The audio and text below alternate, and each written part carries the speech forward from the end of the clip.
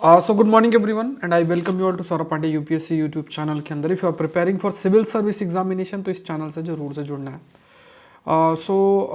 आज के जो हमारे टॉपिक्स हैं जो आज हम लोग डिस्कस करेंगे, जो द हिंदू न्यूज़पेपर के अंदर आपके पब्लिश हुए हैं, तो डिफरेंट डिफरेंट सब्जेक्ट से रिलेटेड टॉपिक है। जैसे क्वाइट डिप्लोमेसी क्या होती है, ये इंटरनेशनल रिलेशन का टॉपिक है। Personalised vaccine science and technology का टॉपिक है। फ्री मूवमेंट रिजीम, ये इंटरनल सिक्योरिटी और बॉर्डर मैनेजमेंट का टॉपिक है। स्वीडन इन नाटो, ये इंटरनेशनल रिलेशन का टॉपिक है। यूरोपियन पोर्ट्स अलायंस, ये ज्योग्राफी और इंटरनेशनल रिलेशन का टॉपिक है। Hydro power from glacier lake, ये ज्योग्राफी और we can say disaster management का एक ये टॉपिक है। और फिर जो मेंस का क्वेश्चन मैं आपको देता हूँ दैट विल बी देयर। तो देखो, आप जो भी नोट्स प्रिपेयर करें, प्लीज़ प्रिपेयर करें उसे सब्जेक्ट वाइज ही प्रिपेयर करना है। बिकॉज ये सब कोई हेडलाइंस नहीं है, कोई ऐसा नहीं है, ये सब टॉपिक्स हैं, वन लाइनर हेडलाइंस नहीं है। तो ये अगर आप सब्जेक्ट वाइज प्रिपेयर करेंगे और फिर अपने स्टैटिक के साथ कंबाइन करके पढ़ेंगे तो यही एग्ज़ाम के लिए रिक्वायरमेंट है। 6-7-8 किताबें हैं वो पढ़ना है होता है, उसके अलावा कुछ एनसीईआरटीज़ पढ़नी होती हैं और फिर आपको ये जो कंटेम्प्रेरी एस्पेक्ट के टॉपिक्स हैं उनको अच्छे से कवर करना होता है। तो ये सारी चीज़ें बहुत इंपॉर्टेंट है और जिस फॉर्मेट में हम लोग कर रहे हैं उसी फॉर्मेट में ही आपको नोट्स भी प्रिपेयर करने हैं। सो मेंस का क्वेश्चन देख लो, जो आज हम लोग जो आपको लिखना है 10 नंबर पे लिखना है।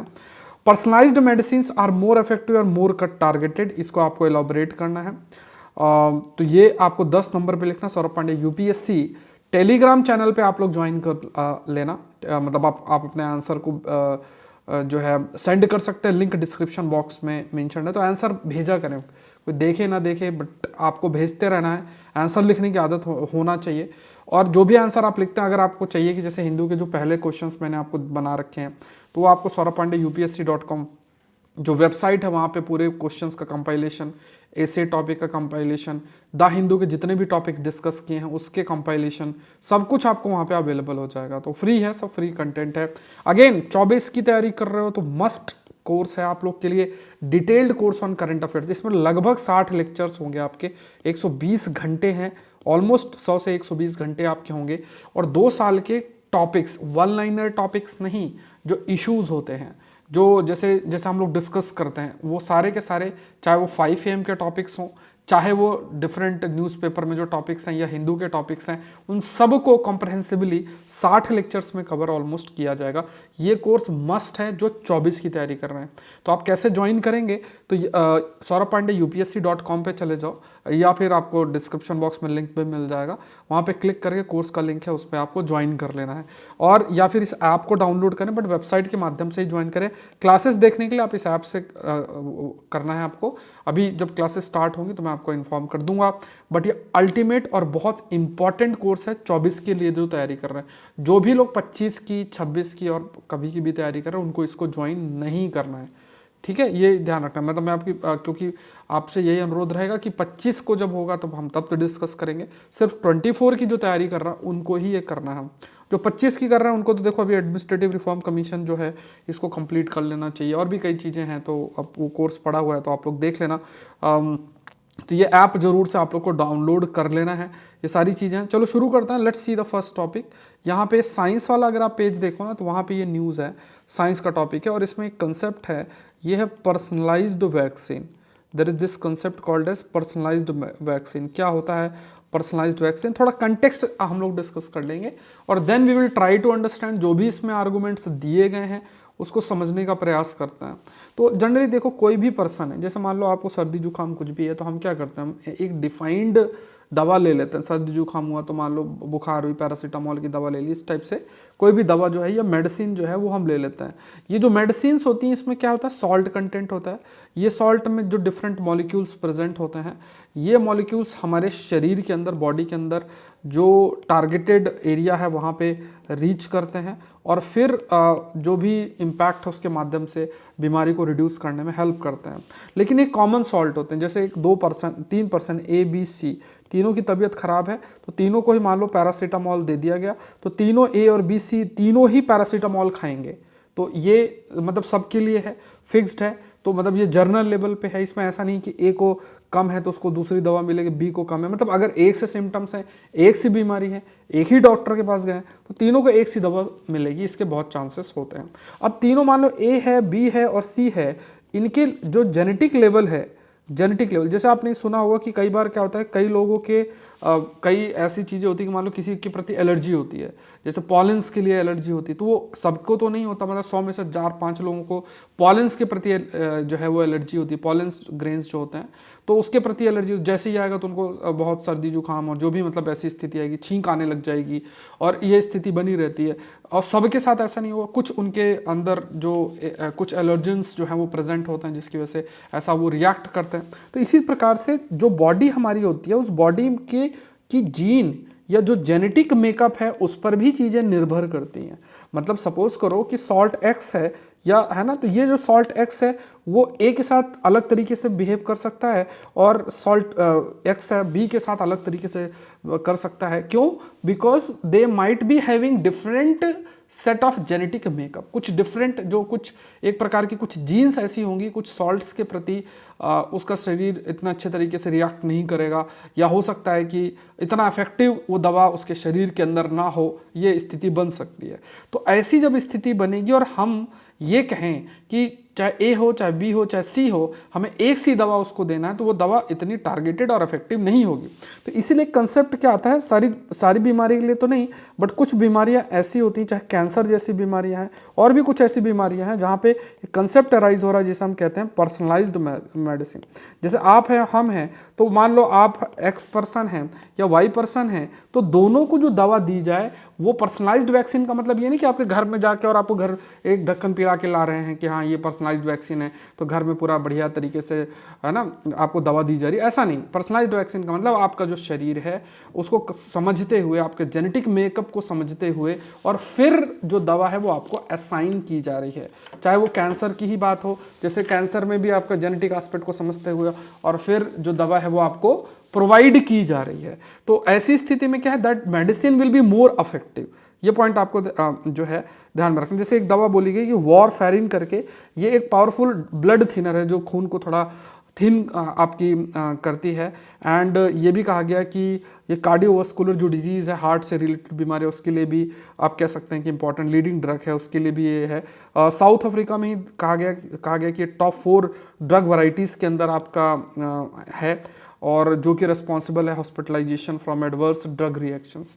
मतलब ड्रग रिएक्शंस मतलब अब जैसे देखो, वॉरफेरिन एक दवा है, जैसे ब्लड को थिन करने के लिए, जैसे कोरोना के टाइम पे एक ब्लड थिनर जरूर से दी जाती थी कि वो जो मतलब ब्लड की थिकनेस उसकी वजह से ब्लॉकेज ना हो जाए, हार्ट की बीमारी ना हो जाए, तो ब्लड थिनर दी जाती थी। और ये जो ब्लड थिनर है, जो वॉरफेरिन है, जो कि पावरफुल ब्लड थिनर हम जिसे कह रहे हैं, इसकी वजह से साउथ अफ्रीका में कई सारे ब्लड रिएक्शंस देखने को, ड्रग रिएक्शन देखने को मिला। मतलब डिफरेंट तरीके से दवा उनके शरीर पे अफेक्ट कर रही है और जिस वजह से उन्हें हॉस्पिटलाइज्ड भी आपका होना पड़ जाता है। तो यहाँ पे कहा गया कि पावरफुल, मतलब ये जो हमारी जेनेटिक्स हैं ये भी दवा के इम्पैक्ट को डिसाइड कर सकती है। लाइक एक एग्जाम्पल दिया गया, जीन CYP2D6, ये क्या है, ये एक इंपॉर्टेंट रोल प्ले करती है कि कितना फास्ट जो human metabolises 25% all the pharmaceuticals on the market. मतलब ये जो जीन है, this gene will be responsible, इसका एब्सेंस या इसका जो प्रेजेंस है दैट विल डिटरमाइन, उसके माध्यम से जो ये डिसाइड या डिटरमाइन करेगी कि कोई भी जो दवा है वो कितना तेजी से, मतलब कैसे ह्यूमंस जो हैं कैसे एक्ट करेंगे, या किस तरीके से वो दवा है वो आपका बिहेव करेगी, या कैसे उसका मतलब हमारे जो शरीर के अंदर कई सारे प्रोसेस होते हैं वो कैसे उनके साथ एक सिंक्रोनाइजेशन के माध्यम से वो वर्क आपका करेगा। तो मान लो जेनेटिक वेरिएंट CYP2D6 अगर है, so that makes you metabolise drugs more quickly, आपके शरीर में दवा तेजी से एक्ट करेगी और आपको हेल्प आपको मिलेगी। तो ये कहा गया कि देखो, जिसमें ये प्रेजेंस नहीं है, अगर प्रेजेंस नहीं है तो फिर शरीर के अंदर suppose it is not present, मान लो कि अगर सपोज कि अगर ये प्रेजेंस नहीं है, ये दवा आपकी प्रेजेंस नहीं है, जीन अगर प्रेजेंट नहीं है, तो शरीर अलग तरीके से बिहेव करेगा, जिसके प्रेजेंट वो अलग तरीके से बिहेव करेगा। तो इस जेनेटिक वेरिएशन को समझते हुए जब दवा आपकी क्रिएट की जाती है, जैसे कैंसर एक बहुत बड़ा एग्जांपल है जिसमें जैसे मैंने आपको पहले भी पढ़ा भी रखा है, जैसे मान लो जो कैंसरस सेल्स हैं, अब इन कैंसरस सेल्स में एक इम्यून सिस्टम को एक्टिवेट कराया जाता है, और वो जो इम्यून सिस्टम है वो एक्टिवेट होके और फिर उस सेल्स को डायरेक्ट टारगेट, जो कैंसरस सेल्स उनको टारगेट किया जाता है, तो वो फिर इम्यून सिस्टम उन कैंसरस सेल्स के खिलाफ एक्ट करके और उसका खात्मा करते हैं। तो यहाँ पे जब हम पर्सनलाइज्ड वैक्सीन की बात करते हैं, तो जैसे मान लो एक सिंगल ट्रीटमेंट किया और one fit all approach follow करते हैं, मतलब सभी के लिए ये भी सभी लोग के लिए एक सी दवा है।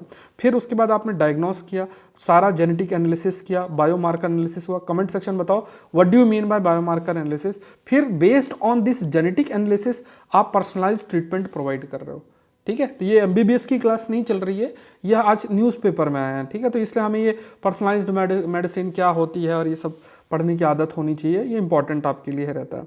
फिर ये सेम सी डायग्राम, इसमें भी सेम सी चीज़ जो है बनी हुई है, ये भी सेम सी चीज़ है। तो मैं 2-3 डायग्राम्स ऐड कर दिए हैं, जब पीपीटीज आपको मिलेगी तो आप लोग चाहो तो उसको देख लेना। बट ये कंसेप्ट अगर आप ये डायग्राम देख लोगे, इसमें एक सारी चीज़, पर मैं 2-3 डायग्राम्स और ऐड कर दिए हैं, स्लाइड्स ऐड कर दिए हैं। तो अगर आपको जैसे थोड़ा सा और देखना हो तो आप देख सकते हैं, बट इससे आपको ईजिली समझ में हो गया, मतलब you must have understood what do you mean bye personalised medicine. अच्छा, वैक्सीन भी एक शब्द यूज होता है, पर्सनलाइज्ड, सेम कंसेप्ट पे दोनों काम करता है। नेक्स्ट देखते हैं, India and Maldives must persist with quiet diplomacy, and we have already discussed, like कुछ चीज़ें हमने मालदीव्स के कंटेक्स्ट में, इसकी ज्योग्राफी हमने ऑलरेडी समझ रखी है। हमने इंडिया मालदीव्स रिलेशन के डिफरेंट डायमेंशंस पहले के आर्टिकल्स में कवर कर रखा है, और मालदीव्स का जो इम्पोर्टेंस है वो भी हमने डिस्कस कर रखा है।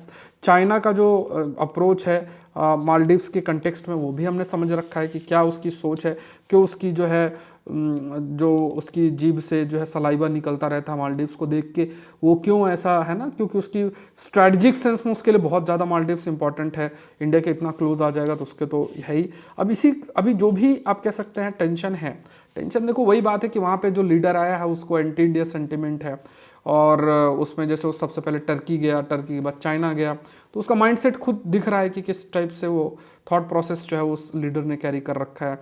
तो मतलब आप कितना भी ऐसे, ये जो छोटे देश होते हैं ना, ये छोटे, इसे मतलब साइज़ एक बड़ा फैक्टर नहीं है, ये इनकी थॉट प्रोसेस भी मतलब बहुत ही ज़्यादा डाइवर्सिफाइड नहीं होती है कि अभी चलो इनसे मदद हुई तो इनसे मदद ले लिया, उनसे मदद हुआ तो उनसे मदद ले लिया, और जिसने मदद की उसके बारे में आपको नहीं सोचना है। तो वो ये एक बड़ी दिक्कत वाली जो है, मतलब आप कह सकते हैं कि चीज़ें रहती हैं। मतलब ये जो छोटे देश हैं, चाहे किसी का भी एग्जांपल आप ले लो, श्रीलंका चले जाओ या किसी भी देश का एग्जांपल ले, तो ये लोग क्या करते हैं, इनको ये है कि बड़े देश के बीच में कॉन्फ्लिक्ट है, चाइना और इंडिया के बीच में कॉन्फ्लिक्ट है, ये रहता है, कंपटीशन भी है, तो दोनों से फ़ायदा उठाने की कोशिश करेंगे।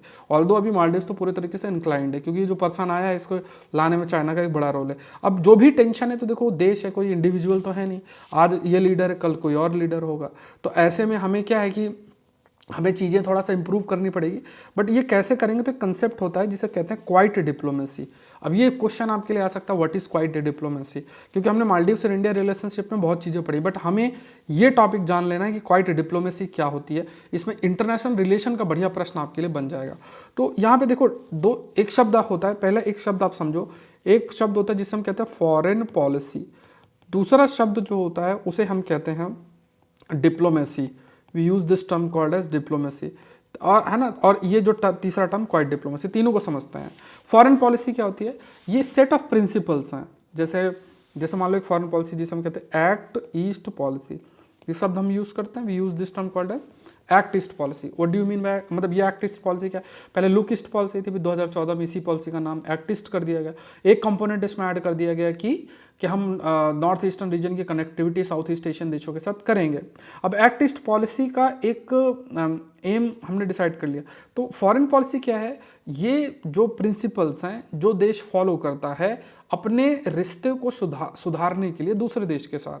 जैसे मान लो अभी जैसे मैंने बताया एक्ट ईस्ट पॉलिसी, इससे हम अपने जो देश हैं कई साउथ ईस्ट एशियन देशों के साथ अपने रिश्तों को सुधारने के लिए जो प्रिंसिपल फॉलो करेंगे उसे हम एक्ट ईस्ट पॉलिसी बोलेंगे, और जो कि फॉरेन पॉलिसी है। सिमिलरली चाइना के साथ हम कुछ प्रिंसिपल्स फॉलो कर सकते हैं, पंचशील प्रिंसिपल्स। अपने नेबरिंग कंट्रीज के साथ जो हम प्रिंसिपल्स फॉलो करेंगे, जैसे नेबरहुड फर्स्ट, पॉलिसी है, गुजराल डॉक्ट्रिन्स की पॉलिसी है, तो इसे हम फॉरेन पॉलिसी शब्द इस्तेमाल करते हैं। When you use this term called as diplomacy, कूटनीति, तो जो एक्शन हम लेते हैं रिश्ते सुधारने के लिए, जैसे track 1 diplomacy, track 2 diplomacy, track 1.5 diplomacy, multi track diplomacy, तो ये क्या है कि जैसे मान लो हम जो एक्ट और एक्टिविटी करते हैं देश के साथ अपने रिश्ते बनाने के लिए, तो उसे हम डिप्लोमेसी कहते हैं। तो जो प्रिंसिपल्स होते हैं ये पॉलिसी, वो फॉरेन पॉलिसी होती है, और एक्ट और एक्टिविटी जो करते हैं वो डिप्लोमेसी होती है। अब क्वाइट डिप्लोमेसी का क्या मतलब हो गया?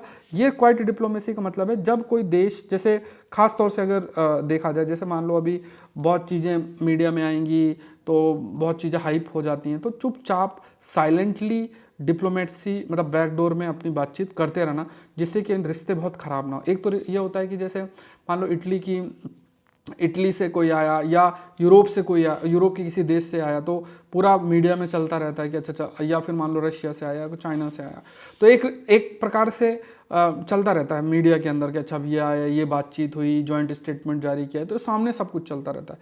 क्वाइट डिप्लोमेसी के मतलब बैक एंड में चुपचाप जो है डिस्कशन करना, नेगोशिएट करते रहना। खासतौर से जो छोटे देश होते हैं उनके साथ ये क्वाइट डिप्लोमेसी ज़्यादा प्रेवलेंट होती है, और तो बड़े देश भी आज के समय में ये सब आपका इस्तेमाल करते हैं। तो quite diplomacy also bring indirect influence, कभी बार सॉफ्ट पावर भी है। देखो एक कंसेप्ट होता है हार्ड पावर, हार्ड और पावर, और दूसरा होता है सॉफ्ट पावर। सॉफ्ट पावर दो चीज़ें हैं, दोनों चीज़ें फिर से मैं थोड़ा सा बता देता हूँ। आईआर तो देखो अभी समय नहीं मिल रहा, बट अब आप लोग के लिए मैं आईआर भी कवर करूँगा, इंटरनेशनल पूरा स्टैटिक। और अभी जैसे करंट अफेयर्स का तो चलो कोर्स है, तो उसमें हम पूरे 2 साल के टॉपिक्स डिस्कस करेंगे, बट स्टैटिक और कंटेम्प्रेरी एस्पेक्ट्स को लेकर जो 25 के लिए या मेंस के लिए फिर मैं एक जो है आप लोग के लिए कंटेंट लेकर आऊँगा। तो यहाँ पे देखो सॉफ्ट पावर और हार्ड पावर, देखो ध्यान समझना। पावर का मतलब क्या होता है? पावर का मतलब होता है कि मान लो मैं कहूँ मैं पावरफुल हूँ, सपोज करो if I am saying I am powerful, क्या मतलब हुआ?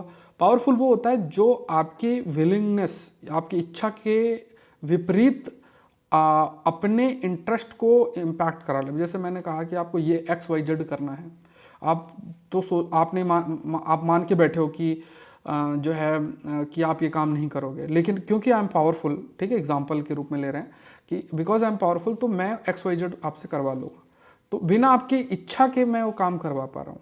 तो यहाँ पे 2 तरीके की पावर होती हैं। एक होती है हार्ड पावर, जैसे मान लो इकोनॉमिक, आर्थिक लेवल पे चीज़ें देखी जाए, पैसा दे दिया या फिर मिलिट्री डरा के कर लिया, तो इसे हार्ड पावर बोलते हैं। सॉफ्ट पावर कि हम एक साइकोलॉजिकल कनेक्टिविटी क्रिएट करते हैं, कि जैसे मान लो मैं और आप एक भाषा बोलते हैं, हम दोनों एक ही जगह से हैं, या हम दोनों साथ में कुछ हमने साथ में खाया और हमारा एक अच्छा रिलेशन डेवलप हो गया, है ना। तो जब ऐसे साइकोलॉजिकल कनेक्शन के बेसिस में आप अपने कार्य को करा लो, तो वो सॉफ्ट पावर के अंदर आता है। जैसे उसमें फिर बॉलीवुड भी आ जाता है, क्योंकि उसमें कल्चरल लिंकेज भी आ जाता है। सो ये कहीं ना कहीं क्वाइट डिप्लोमेसी, ये भी इनडायरेक्ट इन्फ्लुएंस सॉफ्ट पावर के अंदर भी आपको जो है लेकर आती है। तो यहाँ पे कई क्वाइट डिप्लोमेसी में कई चीज़ें हो सकती हैं, क्वायरट और स्टिक दोनों चीज़ें, है ना। इट में also involve deal making and behind scene operation होता है। कैरेट स्टिक आई थिंक सभी को पता होगा कि कुछ चीज़ बताई कि चलो ये आप करो तो ठीक है, नहीं तो हम ये कर देंगे, ऐसा कुछ भी पॉसिबिलिटी रहता है। नेक्स्ट देखते हैं फ्री मूवमेंट रिजीम, ये एक टॉपिक आ जाता है। ये आपका इंटरनल सिक्योरिटी और बॉर्डर मैनेजमेंट, ये 2 टॉपिक्स आपके GS पेपर 3 मेंस में अगर देखोगे तो वहाँ पे इंपॉर्टेंट है, ठीक है।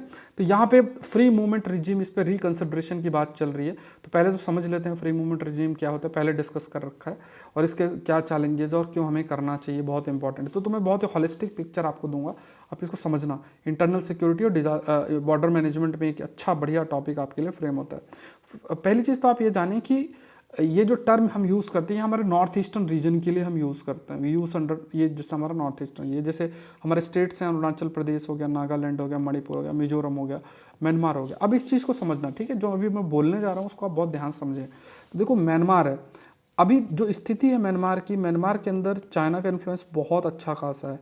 म्यांमार में क्या है कि अभी जो सरकार है, वो जनता है, ये मिलिट्री कू कैरी आउट किया है इसने। और म्यांमार के नदर्न एरिया के अंदर आप देखोगे तो बहुत सारे सेपरेटिस्ट ग्रुप है। मैंने एक लिस्ट भी आपको दी थी और पढ़ा भी रखा है। बहुत सारे सेपरेटिस्ट, मतलब वो अलग देश चाहते हैं, अलग रखना चाहते हैं, और वो लोग क्या करते हैं, उनका कमाई का साधन क्या, कोई ऐसा कमाई का साधन नहीं कि कोई फैक्ट्री चला रहे हैं, वो drug trafficking, human trafficking, arms trafficking, यही सबसे उनको पैसा चलता है। या मान लो कोई प्रोजेक्ट चल रहा है तो डरा धमका के एक्सटॉर्शन करना, ये इनका रहता है। तो अब यहाँ पर आप समझो कि क्योंकि म्यांमार के अंदर बहुत ज़्यादा इन्फ्लुएंस्ड है इस समय चाइना का। क्यों इन्फ्लुएंस्ड है ये भी मैंने आपको बता रखा है, जैसे कि मिलिट्री रूल है। अगर China United nation security council का परमानेंट मेंबर है, तो अगर मान लो कोई एक्शन म्यांमार की मिलिट्री के खिलाफ लिया जाए तो वो वीटो कर देगा, मतलब यूनाइटेड नेशन के लेवल पे तो वीटो कर देगा। तो उसने हाथ रखा हुआ कि देखो जो तुम्हें करना है तुम करो, हम तुम्हारे साथ हैं, बस हमारे ये इंटरेस्ट है। एक बड़ा इंटरेस्ट उसका क्या है, उसको ये पता है, वो ये चीज़ जानता है चाइना कि इंडिया की जो look east act east policy है उसके तहत वो नॉर्थ ईस्टर्न रीजन को कनेक्ट करना चाहता है साउथ ईस्ट एशियन देशों के साथ। अब ये रास्ता म्यांमार से होते हुए आएगा। जैसे मान लो अगर हम सेंट्रल एशिया से जुड़ना चाहते हैं तो वो रास्ता, अगर आप डायरेक्ट रास्ता देखोगे तो वो डायरेक्ट रास्ता हमारा पाकिस्तान अफगानिस्तान हो सकता है, लेकिन अब पाकिस्तान पूरा चाइना के साथ है तो इस वजह से वो हमें उधर से ब्लॉक कर दिया गया, इधर म्यांमार से ब्लॉक हम हो गए। तो हमारा जो कनेक्टिविटी है साउथ ईस्ट एशियन देशों के साथ वो इतनी अच्छी अभी फिलहाल के लिए, जब तक चीज़ें नहीं होती हैं तो नहीं रहेंगी।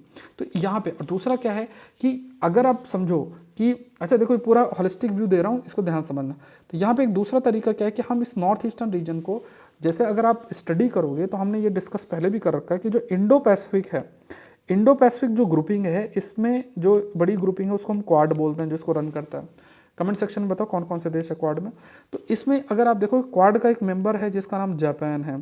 तो हम इंडो पैसिफिक रीजन का कॉन्टिनेंटल एक्सटेंशन करना चाहते हैं। मतलब ये जो देश हैं, कॉन्टिनेंटल एक्सटेंशन का मतलब है कि जैसे इंडो पैसिफिक मात्र समुद्री लेवल पे ही चीज़ें ना रहे, जो ये कंट्रीज़ हैं उनको भी इन्वॉल्व किया जाए। तो इसको ध्यान में रखते हुए तो जापान यहाँ पे इन्वॉल्व हो रहा है। जापान चाइना की बनती नहीं है, जापान बहुत सारे प्रोजेक्ट यहाँ रन करता है, मतलब यहाँ पे जापान कर रहा है। अब चाइना को ये है कि यार अगर ये quad countries north eastern region पे आ गई तो ये तो इनके बहुत क्लोज आ जाएगा। तो इस वजह से क्या है, इस रीजन में डिस्टर्बेंस क्रिएट करो, सारे प्रोजेक्ट को डिले कराओ। तो कैसे करा सकते हो, तो इथनिक लेवल पे डिवीज़न यहाँ पे अच्छा खासा हो रखा है। प्लस म्यांमार में एक, जैसे बोल दिया मिलिट्री वालों को जाओ तुम हमला करो इन पे, तो हमला किया। तो जो भी ये लोग जो म्यांमार में हैं वो कई लोग जो है माइग्रेट करके चले गए। जैसे मान लो मणिपुर का भी जो इंसिडेंट चल रहा है, यहाँ से माइग्रेट करके चले गए। माइग्रेट करके ये लोग सब लड़ाके लोग रहते हैं, मतलब जो इधर म्यांमार वाले जो सेपरेटिस्ट ग्रुप है वो चले गए, अपनी कम्युनिटी वालों से मिल गए। फिर उसके बाद धीरे धीरे जो लोकल इश्यूज जनरेट हुए वहाँ से फिर उस चीज़ को और बढ़ाया गया, और फिर अभी जो है जो स्थिति बनी है वो देखने को मिल रहा है।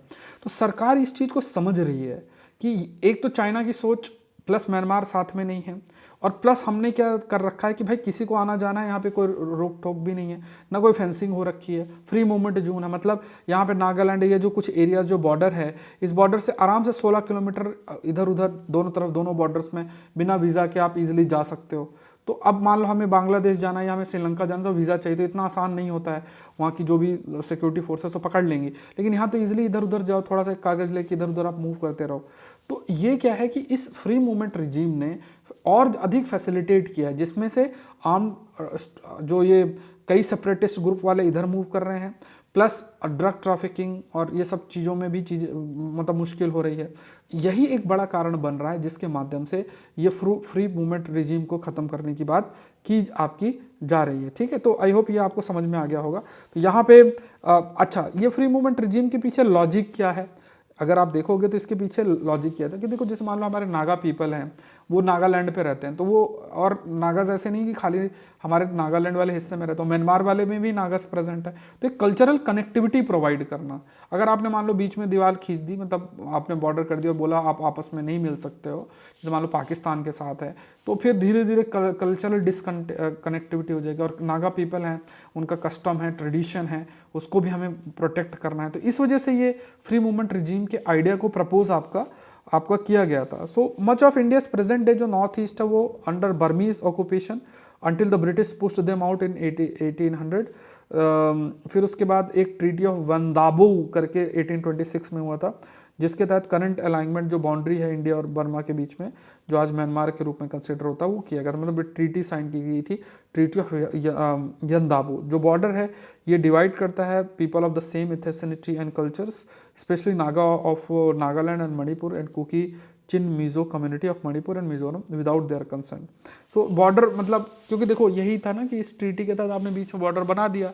अब बॉर्डर बना दिया बट लोग बॉर्डर की इधर उधर दोनों हैं, डिफरेंट इथनिक ग्रुप्स के, तो ये पहले ऐसे हो गया था, तो इस वजह से अब मतलब जब ये आपका फ्री मूवमेंट रिजीम लेकर आया गया तो ईजिली एक कल्चरल कनेक्टिविटी बनी रहे, इसलिए प्रयास आपका किया गया। तो जिस तरीके से चाइना का इन्फ्लुएंस म्यांमार में बढ़ रहा है, जैसे अभी सारे पॉइंट्स मैंने आपको डिस्कस भी किया, प्लस एक्ट ईस्ट पॉलिसी है हमारी, वो भी हमें देखना है।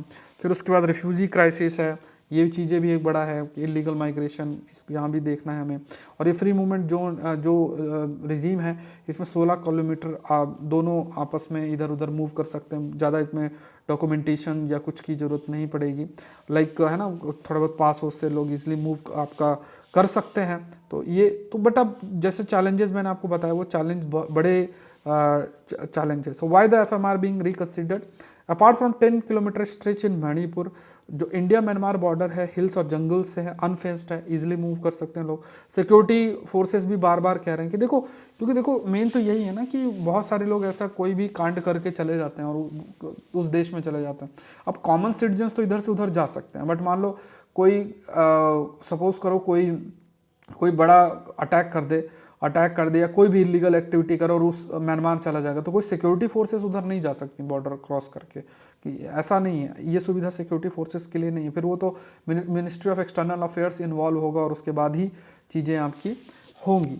तो ये एक है। So because of the ease of cross border movement even before FMR was in place, flat for invert trafficking, मतलब ड्रग ट्रैफिकिंग और जो दूसरे लेवल पे जैसे वाइल्ड लाइफ बॉडी पार्ट, जो जानवरों की पोचिंग की जाती है, जैसे काजीरंगा पे हमला कर दिया, मतलब जानवरों को मार दिया और फिर उनकी पोचिंग की है म्यांमार से रास्ते, चीन में जो उनकी ट्रेडिशनल मेडिसिन है उनके लिए, तो इवन बायोडाइवर्सिटी प्रोटेक्शन के लिए भी ज़रूरी है ये, क्योंकि ईजिली मूव कर सकते हैं लोग। तो ये वाइल्ड लाइफ की ट्रैफिकिंग भी, अब मान लो फॉरेस्ट ऑफिशियल्स हैं, उन्होंने वो जो है म्यांमार में जाके किसी को नहीं पकड़ पाएंगे, उन्हें तो सिर्फ बॉर्डर क्रॉस करनी है। जिसने भी पोचिंग कैरी आउट की है, तो काजीरंगा में किसी भी जीव को मारा तो उसके हड्डी, दांत, शरीर का कोई भी हिस्सा लेके चले गए, एक बार म्यांमार बॉर्डर पहुंचे उसके बाद चाइना पहुंचा देंगे, सारा सामान उसको बेचा जाएगा। मिजोरम एंड नागालैंड अपोज भी कर रहे हैं, एंड इनका मानना है, देखो ये तो यही दिखाएंगे ना, मतलब मेन तो ये इसलिए अपोज है क्योंकि कहेंगे कल्चरल जो कंटिन्यूटी है वो मेंटेन आपकी नहीं रहेगी। बॉर्डर जो है it was imposed by British to divide the people, मतलब ये माना गया कि बॉर्डर इसलिए बनाया गया कि जहाँ के इथनिक लोग हैं उनको बांटा जा सके, और आप फिर से उस बॉर्डर को ला रहे हो, मतलब आप सेम सा बिहेव कर रहे हो। तो इस वजह से मतलब ये थॉट प्रोसेस है जो वहाँ लोकल लेवल पे गवर्नमेंट है उनका ये मानना है। लेकिन मैंने अब जैसे बताया कि आखिर क्यों ज़रूरत है कि हम फ्री मूवमेंट रिजीम को एक तरीके से ख़त्म करें, आज के डायमेंशंस को देखा जाए। गोल्ड माइंस कोलैप्सेस माली, किलिंग मोर देन 70 से 200 इनसाइड। तो ये गोल्ड माइन है, गोल्ड मतलब एक मालियन गोल्ड माइनिंग है। माली जो एक देश है अफ्रीका का, वेस्टर्न रीजन के अंदर जो देश लोकेटेड है, तो यहाँ पे बहुत ज़्यादा गोल्ड माइनिंग होती है। अब आप देखो एक बड़ा ही वो है कि अब जैसे जो माइनिंग कर रहा है या जो देश है वहाँ गोल्ड प्रेजेंट, आप सोचो जिसकी गोल्ड प्रेजेंट हो कितना अमीर हो सकता है, बट ऐसा होता नहीं है। अब देखो जो भी लोकल लोग हैं इनके पास कोई सुविधा ऐसा कुछ होता नहीं है, इनको बड़ी ख़राब स्थिति में भेजा जाता है और फिर ये लोग माइनिंग करते हैं, और कोई इतनी सिक्योरिटी भी नहीं मिलती है। और अभी जैसे ये जो स्थिति बनी है जिसमें इनकी मतलब मारे गए हैं, लगभग 70 लोग मारे गए, ये तो नंबर बता रहे हैं, ज़्यादा लोग भी जा सकते हैं। तो गोल्ड माइनिंग एक बड़ा बिजनेस है कई सारे अफ्रीकन देशों में। नेक्स्ट देखते हैं, Turkey ratifies Sweden's NATO membership after more than a year delay. तो ये भी इंटरनेशनल रिलेशन का एक इंपॉर्टेंट टॉपिक आपका बनता है। तो टर्की के पार्लियामेंट ने रेटिफाई किया है। देखो नाटो, जिसके बारे में भी हम लोग डिस्कस कर लेते हैं, इंटरनेशनल रिलेशन का टॉपिक है। स्वीडन इसका लेटेस्ट मेंबर बना है, ये फैक्ट आप याद रखना। नाटो की 2 ऑफिशियल, जो नॉर्थ अटलांटिक ट्रीटी ऑर्गेनाइजेशन है, 2 ऑफिशियल लैंग्वेज इंग्लिश और फ्रेंच। नंबर ऑफ मेंबर 29 है, शायद ये बढ़ गया, एक बार अपडेट कर लेना। आर्टिकल 5 ले out the principle of collective defence. What do you mean bye collective defence? इसका मतलब ये है कि नाटो किसी भी जो मेंबर है उस मेंबर पे अगर हमला किया जाता है तो ये माना जाएगा कि सारे मेंबरों पे हमला हुआ है और सब एक साथ रिटेलिएट करेंगे। तो ये आपको ध्यान में रखना है। ये मैंने आपको पढ़ा रखा है, मैं अभी 4-5 दिन पहले हमने ये स्लाइड कवर की, इसको रीड कर लेना, ये वाली स्लाइड को मैंने पूरा यही सेम स्लाइड यूज़ की थी, पढ़ा रखा है, तो आप लोग चाहो तो उसको देख सकते हो या इसको रीड कर लेना। अब यहाँ पे देखो नाटो का एक प्रिंसिपल होता है, वो क्या है कि इसमें मान लो जितने भी देश हैं ना, जैसे जितने भी देश हैं वो सब जब एग्री करेंगे किसी देश की एंट्री को लेके तभी वो देश एंटर कर सकता है। बट टर्की स्वीडन की जो आप कह सकते हैं टर्की स्वीडन की एंट्री को थोड़ा सा अपोज कर रहा था। क्यों अपोज कर रहा था? क्योंकि टर्की ये कहता है कि उनके यहाँ जो सेपरेटिस्ट मूवमेंट, मतलब टर्की में जो सेपरेटिस्ट मूवमेंट जो कुर्द्स का चल रहा है, तो वो शरण लेके स्वीडन में रहते हैं और वहीं से उन ऑपरेशंस को रन करते हैं। और टर्की ने कहा कि स्वीडन की जो गवर्नमेंट को जो मदद करनी चाहिए वो नहीं करते, इस वजह से थोड़ा सा टर्की ने कह दिया हम आपको मदद नहीं करेंगे, स्वीडन को ये चीज़, मतलब स्वीडन को सपोर्ट नहीं किया था। लेकिन अब जो है उसने एंड वो कर दिया कि मतलब रेटिफाई कर दिया उनके पार्लियामेंट ने, तो इस वजह से स्वीडन अब नाटो का मेंबर बन गया। अब यहाँ पे देखो स्वीडन देखोगे तो ये मैपिंग याद रखना, जैसे ये नॉर्वे है, फिनलैंड है, बीच में ये आपका लटका हुआ है स्वीडन है, और यहाँ पे ये देश भी आप याद रखो कि ये सब थोड़ा मैपिंग याद रखो, एस्टोनिया, लाटविया, लिथुआनिया, और पोलैंड है, जर्मनी है, डेनमार्क है, ये समुद्र का नाम याद रखो, बाल्टिक है, ये नॉर्थ सी रीजन है। ये थोड़ा मैपिंग में इंटरेस्ट आपका होना चाहिए, इसलिए मैं मैप के माध्यम से आपको चीज़ें कराता भी हूँ कि आपको थोड़ा सा, क्योंकि आज के समय में देखो पिछली बार भी 4-5 प्रश्न थे जो डायरेक्ट आप हैंडल कर सकते थे, ईजिली आपका कर सकते थे, सही भी आपका हो जाता, अच्छा स्कोर, इसी से स्कोर इंप्रूव होता है। ठीक है, तो ये मैपिंग अगर थोड़ा सा ध्यान रखो। वैसे एग्जाम से पहले मैं वीडियो आप लोग को यूट्यूब में डालूंगा, जिसमें साल 2 साल के अंदर जितने भी जगहें न्यूज़ में होंगी वो मैं आपको सारा करवा दूंगा, वीडियो आपको मिल जाएगा जो 24 की तैयारी कर रहे हैं। और करंट अफेयर जो कोर्स अभी लॉन्च हुआ है उसमें भी ये सब हम कवर करेंगे। बट ये मैपिंग ध्यान रखने से अच्छे खासे प्रश्न बन जाते हैं जो जगहें न्यूज़ में, जैसे है ना, अब सिंपल सी चीज़, माना आपसे प्रश्न मैं पूछूं कि बाल्टिक सी किन 2 देशों को सेपरेट करता है, या कौन से देश जो हैं बाल्टिक सी को बॉर्डर करते हैं। अब इसमें से ये पूछा which of the following not शब्द ऐड कर दे, तो यहाँ पे किसी ऐसे देश का नाम मेंशन कर दे। अब आपको आइडिया ही नहीं है तो फिर आपका गलत हो जाएगा। गलत नहीं होना चाहिए, जो सीरियस लोग होंगे, जो तैयारी कर रहे होंगे, तो उनका ये गलत नहीं होगा। नेक्स्ट देखते हैं, European union ports join up in fight against drug smuggling. अब इसमें भी ये हम आईआर के अंदर और ज्योग्राफी के अंदर डिस्कस कर सकते हैं। अब इसमें जो एक टॉपिक है that is Europe port alliance. अब आपसे ये पूछा जा सकता है कि हाल में ही यूरोप पोर्ट अलायंस का गठन किया गया था, वो क्यों, किस पर्पस के लिए किया गया था।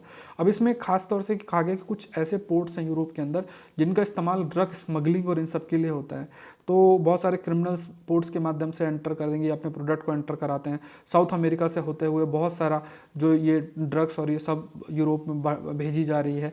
और इसमें एक स्पेसिफिक जो एक बेल्जियम का एंटवार्प पोर्ट है, तो अब देखो ये ज्योग्राफी का बन गया कि एंटवार्प पोर्ट कहाँ लोकेटेड है। ये कोकीन का मेन गेटवे कंसीडर यूरोप में किया जाता है।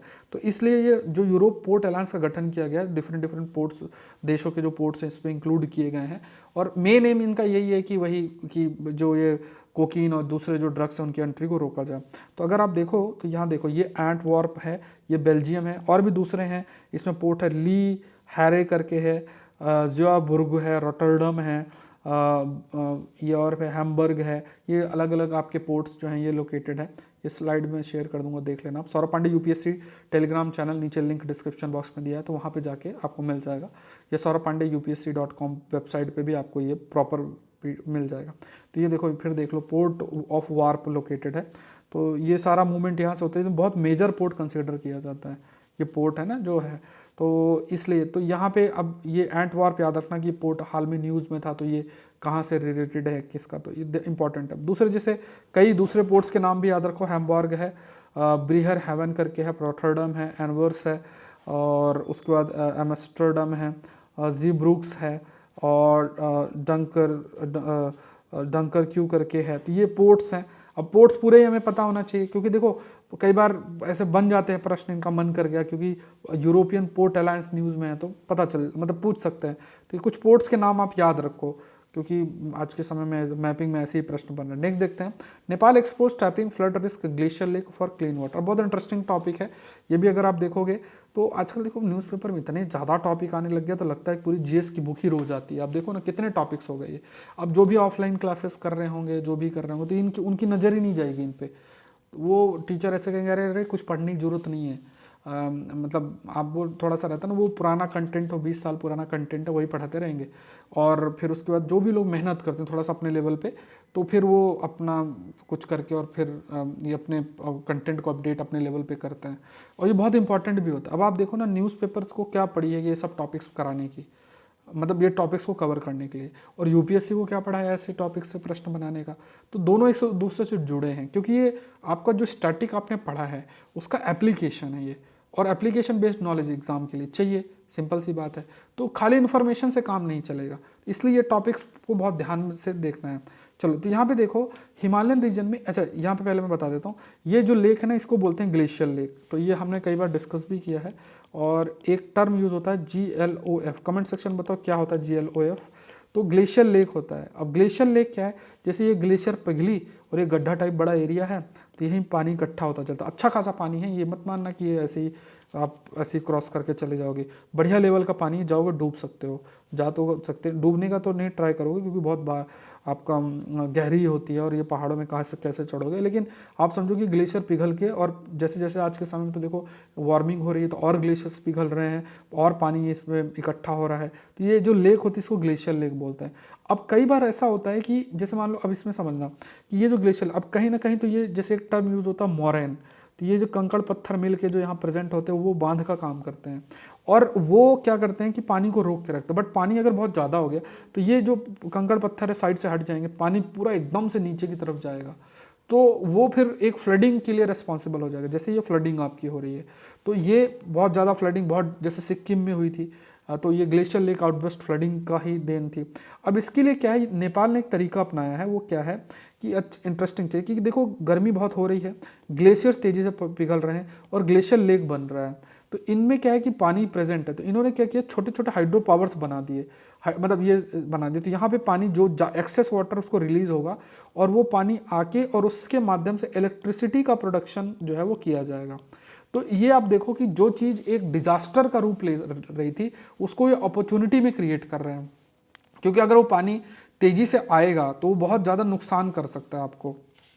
तो ये क्या कर रहे हैं कि ऐसे छोटे छोटे हिमालय के अराउंड जो भी ऐसे ग्लेशियर लेक्स बड़ी हैं जो कि डैमेज कॉज कर सकती हैं, वहाँ पे हाइड्रो पावर प्रोजेक्ट ये सेटअप कर दिया इन्होंने, सेटअप कर रहे थे, उससे अपनी इलेक्ट्रिसिटी भी बना लेंगे। तो ये एक इंटरेस्टिंग चीज़ है, बढ़िया चीज़ आपके देखने को मिल रही है। तो ये पॉइंट्स थोड़ा सा ध्यान में रखना है। अब इसमें वो चैलेंजेस जरूर से हैं, जैसे इंफ्रास्ट्रक्चर, फंडिंग कैसे करेंगे, और ऐसे छोटे छोटे बहुत जगह बना देंगे तो उसका इकोलॉजिकल लेवल पे भी इम्पैक्ट होगा, क्योंकि यहाँ कंस्ट्रक्शन करना पड़ेगा सब जगह पे।